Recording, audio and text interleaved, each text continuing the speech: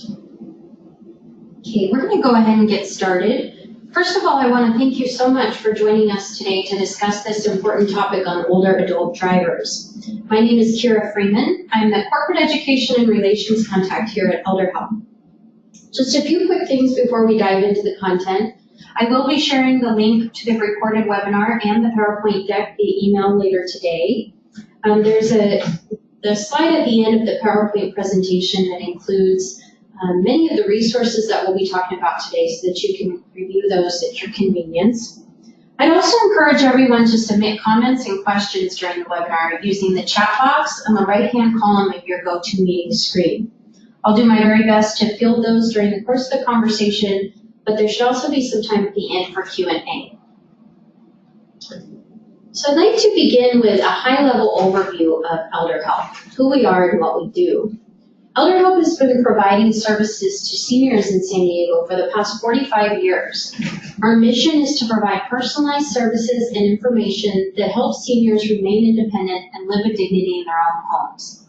We work with a base of over 400 volunteers to provide direct services in the home as well as transportation, and we also offer care coordination as well as a roommate matching service through our home share program.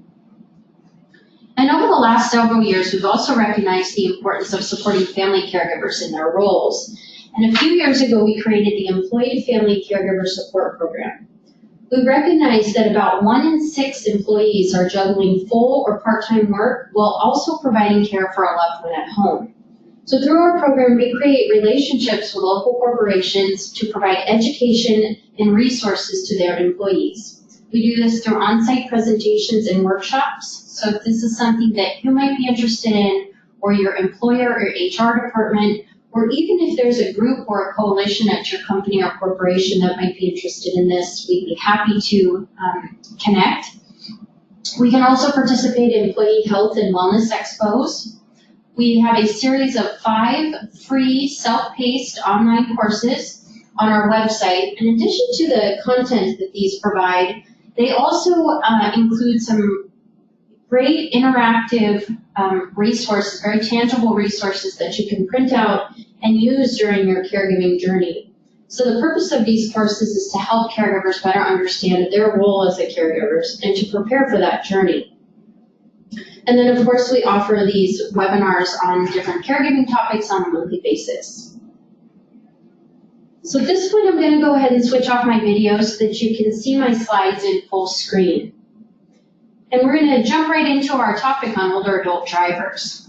So this is a topic that came about in response to some feedback we received on a recent survey. And the question that this survey respondent posed was, how do you know when it's time for an aging parent to stop driving?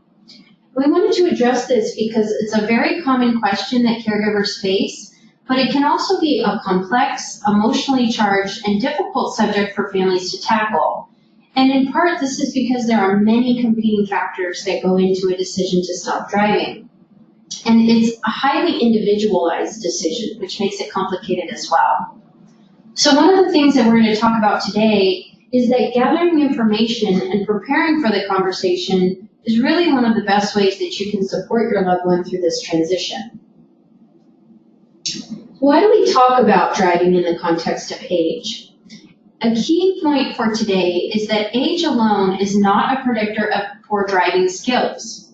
But while many older adults are safe drivers and may drive even into their 80s and 90s, others have impairments that are often age-related and can affect their ability to drive safely. With that said, it's important not to urge a family member to stop driving until you believe that they're dangerous behind the wheel. Older adults who drive may be better able to engage with their communities, while those who don't are at a heightened risk for depression and isolation. In addition to the practical challenges it raises, no longer being able to drive also represents a significant loss at a time of life that is already punctuated by other major losses. And beyond that, driving and even the car itself can have deep personal meaning, memories, and even symbolism connected to it. So you may have a family member or you may know somebody who has, one of their fondest memories is a honeymoon road trip in their car, or they've always had a love of fast cars and they continue to love driving fast cars to this day. For these reasons, older adults may be resistant to the transition to stop driving, even when a family member or friend voices genuine concern. So if and when it comes time for your family member to stop driving, try to approach the situation with empathy and patience, and know that there are many great resources that can aid with the transition. And for many, these can't fully replace the ability to drive, but they can certainly help. So looking at some of the risk factors, as we age, it's normal for our reflexes to slow and our vision and hearing to deteriorate. Changes in our muscular and skeletal coordination are also common in the normal aging process. All of these changes can affect our ability to drive and may occur on top of other health medical conditions that can affect agility and judgment. So some of those are listed here. Of course, this is not an exhaustive list, but it can give you an idea of some of the different things that may impair driving. Now, a physician will, of course, be involved in the prognosis of some of these things, but it may also be a good idea to get the physician involved in discussions of whether or not driving is still something that's safe for your loved one to be doing. Keep in mind that you may need to have some consent forms in place in order to speak with your loved one's medical professionals. A key here is that the decision to stop driving is more about a driver's performance than about the condition itself. So for instance, if arthritis or Parkinson's stiffness becomes so severe that it affects reaction time, that's a good sign that it might be time to stop driving. Older adults may also be more likely to be taking multiple medications that interact and either together or on their own have side effects that can cause drowsiness, blurred vision, tremors, and confusion. Importantly, this does include over-the-counter medications. Sleep aids and cough and cold medications are particularly notorious for causing some of these side effects. Again, this is not an exhaustive list, but can just give you an idea of some of the things to be on the lookout for. So looking at some of the warning signs of unsafe driving. It's through observation that friends, family members, and even physicians can help to identify some of the warning signs of unsafe driving. The key is to look for changes in driving behavior. So for instance, if your parent has always been a distracted driver, whether it's tuning the radio or getting engaged in conversations and losing their attention, not paying attention to the road, or eating lunch in their lap, or whatever the case is, if that's always been the case and you're still noticing that today, that of course is unlikely that it's due to a new medical condition. But it's still something that you should be on the lookout for because it can be dangerous. A few of the warning signs that I want to highlight here: becoming easily distracted or preoccupied behind the wheel, feeling less confident in the ability to drive or even in the ability to drive at night, experiencing delayed response to unexpected situations, having difficulty making lane changes, swerving or tailgating, hitting curbs or sideswiping other vehicles, becoming less aware of traffic lights, signs, pedestrians, and the reaction of other drivers, driving too slow or too fast for road conditions, stopping at green lights or when there's no stop sign, because that can be an indication that there's some confusion happening with street lights and signs. And most of these warning signs are things that you will notice if you're riding in the car with somebody, but others of them may be things that you hear from concerned friends or neighbors who have been driving with your loved one. And that's also what your loved one's physician will be listening for. Some of these things can also be observed in daily life. So if you're noticing that your loved one is more easily distracted, or you're noticing that they become confused more easily, or that they don't respond to situations in a totally normal way, those are things that may be a red flag to you to look for those types of things when they're driving. New scrapes and dents in the car, garage, or mailbox are also warning signs, as are recent changes in auto insurance and an increase in traffic tickets.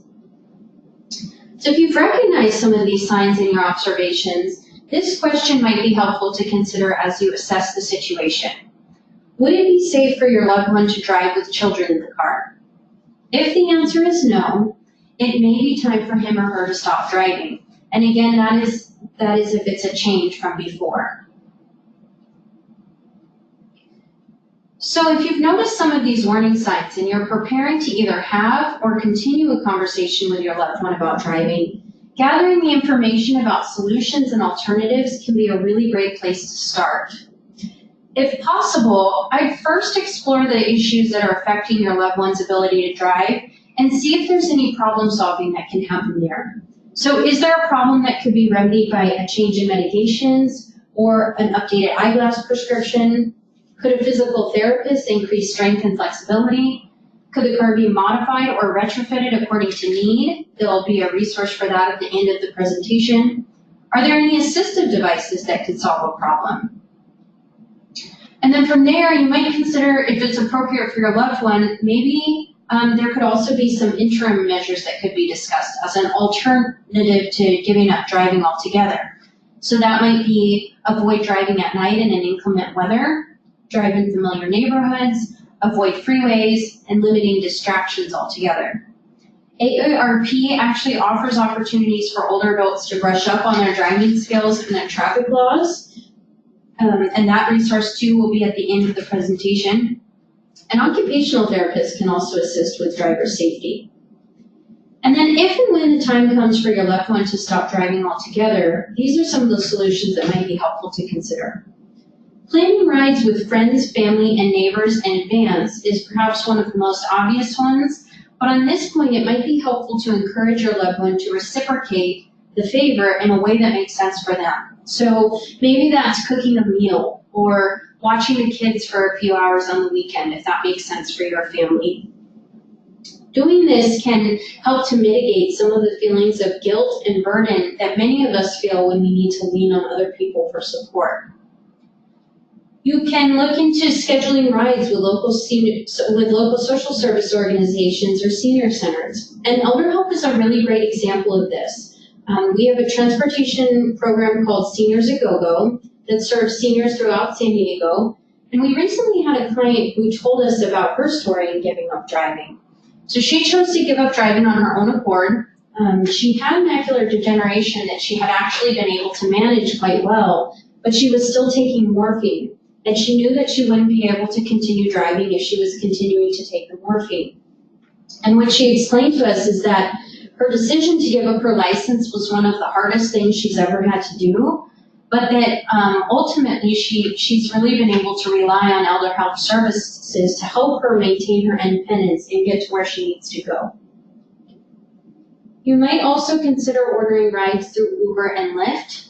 I think that over the next couple of years we can expect this to become more common, but if your parent or loved one has never used shared economy types of solutions before, it may take at this time a little bit more patience and explanation to help them understand what it is. And I think this is particularly important in the realm of safety. So helping them understand, what shared economy means, how the drivers are vetted, where the people come from, how you get picked up, how you get dropped off, and all of those things to ease any concerns and to create some peace of mind. And it might be helpful to take a ride together for the first time, the first couple of times maybe. So maybe you just say, Mom, will you humor me and just try taking a ride together, see how it works. And if your parent does not have a smartphone, rides can still be ordered through Uber and Lyft using a third-party operating service. So there is one called GoGo Grandparent. So that might be a great option. With that, your parent can call from a landline and GoGo Grandparent can order the ride on their behalf. You can consider using mass transit if it's available, safe, and easy to navigate. I know that in the city of San Diego, transportation can be a little tricky in certain neighborhoods, but if your parent lives in a neighborhood with a bus or trolley is easily accessible, that can be a good option. And then supplement the need for transportation with delivery services for anything from medication to meals to groceries. And I say supplement here versus replace because these types of options, of course, won't touch on the issue of isolation. So they shouldn't be a full replacement for other transportation options, but they can help to supplement. And then in-home service providers, for instance, hairdressers can also be an option if that's desired. So this brings us to one of the most important elements of our discussion, and that's actually having the conversations. And I see conversations here because addressing the topic is sometimes a process, and it can take time and multiple conversations to have. And you might choose to create and involve a transition team in this process. And so that would be you, your loved one, maybe other friends and family members, neighbors who are concerned, the physician, anybody who might have some input in this decision and in this transition and can help with that process so that you don't have to tackle the whole thing on your own. And as I mentioned before, it's important not to urge a family member to stop driving prematurely, but it's also critical not to postpone the discussions for fear of their reaction. So because driving is a basic and essential skill, these conversations sometimes just are painful and awkward to have. You may feel some guilt, anger, frustration, resentment, possibly even some fear throughout the conversation, and this is normal. Be as informed as possible, try to stay calm, practice empathy to the extent that you can, and focus on having productive discussions. So a good first step here is to prepare. In addition to gathering information about the alternatives and solutions to driving that we just discussed, you might also explore what driving means to your loved one. So is driving part of his or her identity, or is it something that does he or she simply use the car to get around? So understanding and acknowledging some of this can help to shape the conversations. So for instance, if your dad loves the car itself, maybe it's a classic car, he's worked on it for years, it's the car he had back when he was married, or whatever the case is, maybe you can look at some solutions that maintain that. So maybe there's the option that you keep the car, you can work on it whenever he wants to work on it, and maybe when you go over to the house to give your dad a ride somewhere, maybe that's the vehicle you take so that he's still able to get it out on the road. Maybe that can help to placate the situation a little bit. And then decide how you're going to approach the topic of driving in general in advance. Choose a quiet time of day to talk and allow for conversation.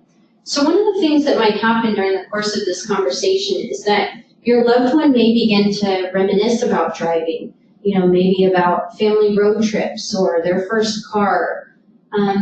Sometimes this reminiscence is a healthy activity to help your parent better prepare for the transition that's coming. So in those times of reminiscence, I would encourage you to do your best not to pull your parent back into the conversation, but to let them go ahead and have those memories and those thoughts and to share them. And then from there, you can begin to initiate the conversation. So it might be helpful to begin the conversation with a question. Like, how are you doing with your driving? Are you finding it more difficult to manage your driving? And try not to come on too strong with this. So jumping into the conversation first thing with, Dad, you're going to kill somebody if you don't stop driving, may not be the most helpful tactic. It may shut them down right up from the beginning. Listen and validate. If you've noticed a problem with your loved one's driving, chances are that they have too. Explore what's motivating them to continue driving despite the fact that it might be dangerous. It may be unproductive to immediately jump in with simple solutions or reassurance to each thing that they bring up. So for instance, we may not want to say, oh, it'll be okay, don't worry about that, to each thing. And instead, rephrase what the person has said. So if, for instance, your mom is worried about getting to the gym so that she can continue her swimming classes, instead of saying, that's all right, Mom, we'll take care of it, we'll get you there. Maybe you say, I know you're worried that giving up driving would mean you can't get to your usual activities so easily. I understand that. This can encourage both parties to continue talking and reflecting on their concerns. And then from there, begin to share some of the alternatives and solutions that you've gathered. As the discussion progresses, ask your loved one what they think they should do about driving. And then at that point, it may be a good time to take a break, depending on where you live in where you land on the conversation. So you can feel free to put the discussion on hold and return to it in a couple of days. Do your very best to avoid a battle, as it only leads to more resistance. And then, so what happens if you've tried all of that, if you've gathered the solutions, if you've had the conversation, and your loved one flat out refuses to stop driving? What are the options then? So I think in this circumstance, there's a few things to consider. On the one hand, if your loved one is capable of making decisions for themselves, it ultimately is not your responsibility to convince them to stop driving.